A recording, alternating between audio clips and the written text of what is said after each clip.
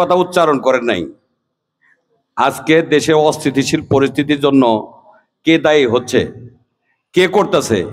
আজকে দেশের এখানে সন্ত্রাসবাদ লেখা আছে।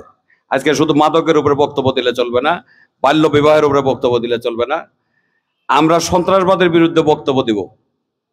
আমি শুধু একটি কথা বলবো, বাংলাদেশ সরকার কর্তৃক ঘোষিত বাংলাদেশ ছাত্রলীগ আজকে এখানেও আজকে মাননীয় এসপি মহোদয় এখানে উপস্থিত আছেন, ওসি মহোদয় এখানে উপস্থিত আছেন। তাদেরকে তাতে বলতে চাই, তারা রাতের 12টার সময়, যদিও আমি ইসলামপুর থাকি, রাতের 12টার সময় আমার এলাকা গুড়াইল বাজারে নেই, তারা ঘোরাফেরা করে।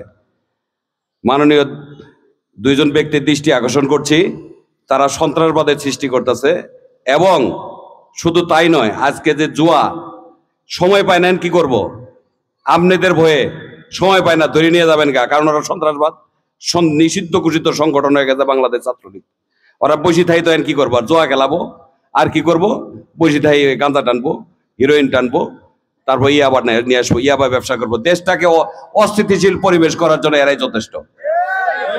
সুতরাং এদিকে আমি বিশেষভাবে দৃষ্টি আকর্ষণ করার জন্য বিনীতভাবে অনুরোধ জানাচ্ছি।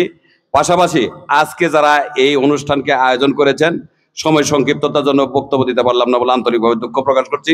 পাশাপাশি আজকে যারা আয়োজন করেছেন বিট পুলিশিং কার্যক্রমে, বিশেষ করে এখানকার যারা দায়িত্বপ্রাপ্ত এসআই জনাব সুহেল ভাই এবং জাহাঙ্গীর ভাই সহ ইসলামপুর থানা ভারপ্রাপ্ত কর্মকর্তা জনাব সাইফুল্লাহ সাহেব, আমি অনেক রাজনৈতিক কর্মসূচি নিয়ে তার কাছে যাই। সে যেভাবে আমাকে উপস্থাপন করে, যেভাবে আমাদেরকে দিক নির্দেশনা দেয়, আমরা খুব সন্তুষ্ট।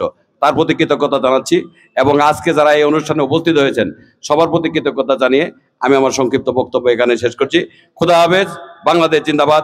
শহীদ জিয়া অমর হোক। দেশনেত্রী বেগম খালেদা জিয়া জিন্দাবাদ। তারুণ্যের অহংকার তারেক রহমান জিন্দাবাদ। সবাইকে ধন্যবাদ। ধন্যবাদ পুলিশ বিডি।